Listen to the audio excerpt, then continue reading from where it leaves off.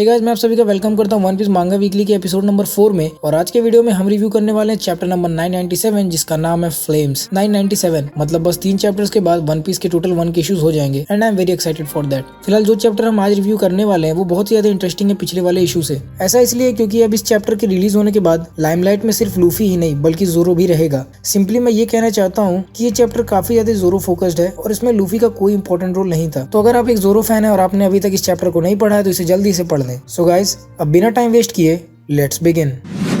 पिछले चैप्टर की एंडिंग तो बहुत खराब थी, ये मैं मानता हूँ, बट उस खराब एंडिंग का लोगों ने इतना हाइप बना दिया था कि अब तो मुझे भी देखना था कि ऐसा क्या था जो सांजी को परेशान कर रहा था। वेल, अपार्ट फ्रॉम सांजी ये चैप्टर सच में काफी इंटरेस्टिंग था। इतना इंटरेस्टिंग कि एक पॉइंट पर तो मेरी बुद्धि खुल गई थी कि भाई ये क्या हो रहा है। सबसे पहली बात जो इस चैप्टर में क्लियर हुआ वो ये है कि हमेशा की तरह इस बार जोरो किसी वीक साइड कैरेक्टर से फाइट नहीं करने वाला। वानो कुनी जोरो का एरिया ऑफ एक्सपर्टीज है। ओडा ने शायद ये डिसाइड कर लिया कि अब लूफी गया किनारे, जोरो वानो का लीड कैरेक्टर होगा, क्योंकि फिलहाल उसका सिर्फ एक ही गोल है जो कि है काइडो को काटना। पूरे टाइम स्किप के बाद हमने अभी तक जोरो को फुल पोटेंशियल पर नहीं देखा। इवन टाइम स्किप से पहले भी सिर्फ 2 ही बार जोरो ने फुल पोटेंशियल पर फाइट किया था। बट इस चैप्टर में मेरे हिसाब से जोरो का कैरेक्टर काफी सही तरह से प्रोग्रेस कर रहा है, क्योंकि उसने बस 1 सेकंड में ही वर्स्ट जनरेशन के मेंबर को डिफीट कर दिया। मेरे ख्याल से अब जोरो का भी टाइम आ गया है कि अब वो भी मेन विलन से फाइट करे, ना कि साइड कैरेक्टर से। अभी थोड़ी देर में हम डिटेल में जोरो का मैटर डिस्कस करेंगे। एक और चीज जो मुझे अच्छी लगी इस चैप्टर की वो है रियल वर्ल्ड से लिए गए morals. Now this is what I like about One Piece. Oda sensei ने वन पीस में रियल वर्ल्ड की काफी सारी चीजों को अलग वे में दिखाया है। स्लेवरी से लेकर जेनोसाइड, इन सभी को उन्होंने एक ऐसे तरीके से इंक्लूड किया है कि हम इन्हें देखकर दुखी कम सोच में ज्यादा पड़ जाते हैं। इसी तरह से चॉपर ने भी इस चैप्टर में ये प्रूव किया कि डॉक्टर का प्रोफेशन एनिमी या फ्रेंड से ऊपर आता है और उसके लिए सभी विक्टिम्स एक समान है। एक चीज और, काफी सारे लोग ये सोचकर परेशान है कि क्या जोरो को हाउशुगु हाकी मिलेगा, तो उसका भी एक छोटा सा क्लू इस चैप्टर में हमें दिखाया गया। At the end of the chapter हमें ये भी कंफर्म हो गया कि अब चाहे वर्ल्ड गवर्नमेंट हो, CP0 हो या ग्रैंड फ्लीट, कोई भी काइडो के अगेंस्ट फाइट को ज्वाइन नहीं कर पाएगा, क्योंकि काइडो ने ड्रैगन फ्रूट की पावर्स को एक लेवल और बढ़ा दिया है और अब इसकी वजह से कोई भी बाहरी मेंबर ओनिगाशिमा में एंटर नहीं कर सकता। मैं तो ये कहूंगा कि भाई ये चैप्टर बहुत इंटरेस्टिंग था स्टार्टिंग से लेकर एंड तक, और इसको पढ़ने में भी बहुत मजा आया। And not reading this one will be a big regret of your life. तो अब एक ब्रीफ ओवरव्यू के बाद हम पूरे चैप्टर को सीन बाय सीन में ब्रेक डाउन करते हैं। तो अगर आपने अभी तक मांगा नहीं पढ़ी है तो जल्दी से उस साइड में खोल लें ताकि आपको वीडियो सही से समझ में आ जाए। Scene number 1, Sanji. पिछले एपिसोड में सांजी जिस आवाज से डिस्ट्रैक्ट हुआ था वो अभी उसी आवाज का पीछा कर रहा है। एक्चुअली में उसे ये लग रहा है कि किसी लड़की के साथ सेक्सुअल हरासमेंट हो रहा है, इसीलिए वो उसे रेस्क्यू करने जा रहा है। यहाँ पर एक डाउट मैं आपको क्लियर कर देता हूँ कि सांजी इस समय सिर्फ हेल्प करने के मोटिव से जा रहा है, ना कि लड़की की आवाज सुनकर उसके पीछे। जैसे ही वो वहाँ पहुंचता है तभी उसे पता चलता है कि ये एक्चुअली में एक ट्रैप है और अब इसमें वो फंस गया है। जैसा कि मैंने आपको पिछले चैप्टर रिव्यू में ये बताया था कि ये लड़की और कोई नहीं बल्कि ब्लैक मारिया की ही ग्रुप की थी। अब जहाँ इस चैप्टर में जोरो को बिल्कुल ही एक अल्टीमेट बैडएस कैरेक्टर दिखाया गया, वहीं सांजी यार बिल्कुल एक बेवकूफ की तरह से दिख रहा है, क्योंकि वो फिर से लड़की के ही चक्कर में फंसा है। देखो, मेरा यही सोचना है कि अभी तो वानो खत्म नहीं हुआ है, तो प्रोबेबली सांजी को भी उसका स्क्रीन टाइम मिलेगा। आफ्टर ऑल 2 एम्परर्स को डिफीट करना है तो जितने भी फाइटर्स हों वो कम ही पड़ेंगे। Scene number 2, Luffy and Jinbe. Luffy और जिम्बे अभी 3rd फ्लोर पर ही है और वो यही सोच रहे हैं कि सांजी कहाँ गायब हो गया। नेक्स्ट पैनल में हमें 2 नए स्माइल फ्रूट यूजर्स भी देखने को मिलते हैं, जिसमें एक के पास गोरिल्ला स्माइल फ्रूट है और दूसरे के पास रैटल स्नेक स्माइल फ्रूट। ये दोनों स्माइल फ्रूट यूजर्स लूफी को पकड़ने के लिए हॉलवे में वेट कर रहे हैं, लेकिन वो वहाँ पर वेट करते ही रह जाएंगे क्योंकि उडोन के लोगों ने लूफी के लिए एक सीढ़ी बना दी, तो लूफी अब आराम से उनकी नजर में आए बिना ही वहाँ से चला जाएगा। Next and most exciting scene, pirate hunter Zoro. Big Mom jump करके टॉप पर पहुंच गई और उसी वजह से छत में छेद भी हो गया है। जोरो भी वहीं है और वो नोटिस कर रहा है कि ऊपर से कुछ नीचे गिरा है। वहीं पर लोग अपू को भी पकड़ने की कोशिश कर रहे हैं क्योंकि उसके पास वायरस का एंटीडोट है। इसी वायरस से एक सोल्जर इन्फेक्ट होकर ज़ॉम्बी बन गया है और चॉपर भी धीरे धीरे ट्रांसफॉर्म हो रहा है। एक्स ड्रेक भी ट्राई कर रहा है कि वो अपू को रोक ले, बट कोई फायदा नहीं हो रहा। जोरो का दिमाग तो वैसे ही खराब है और गुस्से में आकर बस पलक झपकते ही उसने वर्स्ट जनरेशन के मेंबर स्क्रैचमैन अपू, जिसने किजारू तक को अटैक किया था, उसे बस 1 सेकंड में काट दिया और फिर एंटीडोट उसे छीन लिया। पायरेट हंटर जोरो काफी टाइम से लाइट में नहीं आया, specially after post time skip, लेकिन अभी अपू को मारकर उसने पायरेट हंटर के टाइटल को काफी टाइम बाद जस्टिफाई कर दिया। इस पैनल की ड्राइंग भी बहुत सीरियस है और नॉर्मली इतना खून खराबा वन पीस में नहीं दिखाया जाता, लेकिन ये सीन तो सच में बहुत वायलेंट है। इसके बाद एंटीडोट उसने चॉपर को दे दिया, जहाँ पर चॉपर ने ऑलरेडी इस वायरस का क्योर खोज लिया था। नेक्स्ट पैनल में चॉपर ने जो कुछ भी कहा वो सच में एक डॉक्टर के प्रोफेशन को जस्टिफाई करता है। चॉपर यहाँ पर ये अनाउंस कर रहा है कि विक्टिम चाहे एनिमी हो या फ्रेंड, वो सभी के लिए एंटीडोट बनाएगा, क्योंकि वो एक डॉक्टर है तो उसके लिए सभी इन्फेक्टेड एक समान है। उसका ये भी कहना है कि कोई भी विक्टिम क्वीन जैसे बुजदिल के आगे हार ना माने। इतना सुनकर क्वीन काफी ज्यादा गुस्सा हो गया है और वो चॉपर पर एक बजूका फायर करने वाला है। जोरो भी वही है और उसका दिमाग तो ऑलरेडी खराब है ही। वो नीचे से एक ही स्लैश में क्वीन के बजूका को काट कर आधा कर देता है और क्वीन से बोलता है कि ये कोई गेम नहीं है जिसका मजा क्वीन ले रहा है। वो इतने दूर इस आइलैंड पर फालतू टाइम पास करने नहीं आया। सभी लोग यही बोलते हैं ना कि काइडो को डैमेज नहीं कर सकते, तो आज जोरो यहाँ पर सिर्फ इसीलिए है ताकि वो काइडो को काटकर आधा आधा कर दे। इतना बोलते ही पूरा आइलैंड हिलने लगता है, अर्थक्वेक्स आने लगते हैं और कोई भी अपने पैर पर सीधा खड़ा नहीं हो पा रहा। एक पॉइंट पर तो ऐसे लगता है कि जोरो के पास हाओशुगु एक colour of supreme king Haki आ गई है। Brook, Chopper and even Robin सभी को जोरो की ये एबिलिटी देखकर डर जाते हैं, लेकिन फिर जोरो ये क्लियर करता है कि उसने ऐसा कुछ भी नहीं किया, ये आइलैंड अपने आप ही हिल रहा है। जोरो की ये बातें सुनकर ये अब कंफर्म है कि वो अब आने वाले टाइम में किसी भी थर्ड ग्रेड पायरेट या साइड कैरेक्टर से फाइट नहीं करेगा। वो लूफी के साथ मिलकर अब सीधे मेन विलन्स के साथ इंगेज होगा और ये सही भी है क्योंकि जोरो पावरफुल तो काफी है, ऊपर से वानो कोनी जैसा एरिया उसी के लिए बना हुआ है और फिर उसका एंड गोल है मीहॉक को डिफीट करना, जो कि एक योंको लेवल का कैरेक्टर है। तो सेंस यही बनता है कि जोरो का भी अब टाइम है कि वो बड़े बड़े कैरेक्टर्स को टेक डाउन करे। आफ्टर ऑल वो भी वर्स्ट जनरेशन का एक मेंबर है। आइलैंड पर अर्थक्वेक्स और ये दिखाना कि जोरो सुप्रीम किंग हाकी पोजेस करता है शायद एक टीजर है ओडा सेंसे की तरफ से कि आगे आने वाले टाइम में जोरो भी बहुत ज्यादा इंपॉर्टेंट रोल प्ले करेगा। जोरो के पास सुप्रीम किंग हाकी ना होना इम्पॉसिबल है, इवेंचुअली उसके पास भी कॉन्करर्स हाकी आ जाएगी क्योंकि सेकंड इन कमांड वालों के पास हमेशा ही कॉन्करर्स हाकी होता है। फॉर एग्जांपल रेलिक जो कि रॉजर का राइट हैंड था और काटाकुरी जो कि बिग मॉम की आर्मी का एलीट सोल्जर था। ये पैनल या इवन पूरा चैप्टर इतना ज्यादा जोरो फोकस्ड है कि अगर आप किसी ऐसे को ये चैप्टर पढ़ा दें जिसने वन पीस के बारे में ना सुना हो तो उसे ये लगेगा कि जोरो ही इस एनिमे का मेन कैरेक्टर है। मतलब आप खुद ही जोरो का पैनल देखो, हाफ शेडेड, इसका मतलब ये है कि जोरो बहुत ज्यादा सीरियस है। वैसे जोरो का इतना ज्यादा सीरियस होने का रीजन है कीकू का कटा हुआ हाथ जो कि बिग मॉम के रूफटॉप पर बनाए हुए होल से नीचे गिरा है। लेकिन फिर भी एक चीज यहाँ पर कंफर्म है कि अभी जोरो के पास सुप्रीम किंग हाकी नहीं है। नेक्स्ट पैनल में मार्को वहाँ पर आता है और वो जोरो की हेल्प करने वाला है रूफटॉप पर पहुंचने में। Scene number 4 Onigashima island. पूरा आइलैंड हिल रहा है, लॉ के क्रू मेंबर्स भी शॉक में है और उनका ये कहना कि अब वो फाइट को ज्वाइन नहीं कर पाएंगे। इधर यामाटो भी मोमो को ओनिगाशिमा से बाहर निकालने की कोशिश करने वाली थी, लेकिन अपेरेंटली वहाँ पर कोई भी बोट अवेलेबल नहीं है, इवन सी भी अवेलेबल नहीं है। अब यामाटो का यही कहना है कि बहुत ज्यादा लेट हो चुका है और अब कोई भी इस आइलैंड को छोड़कर नहीं जा सकता। आपको पता होगा कि ड्रैगन्स फ्लेम क्लाउड बना सकते हैं और उन्हीं फ्लेम क्लाउड की हेल्प से वो हवा में उड़ते हैं। तो अभी काइडो ने भी इसी फ्लेम क्लाउड की हेल्प से पूरे ओनिगाशिमा को हवा में कर दिया है, मानो कि एक man made sky island. Next panel में हम देखते हैं काइडो को जो ये कह रहा है कि कोजुकी खत्म और अब ये पूरा आइलैंड सीधे वानो के फ्लावर कैपिटल में जाएगा और वहाँ पर बनेगा न्यू ओनिगाशिमा।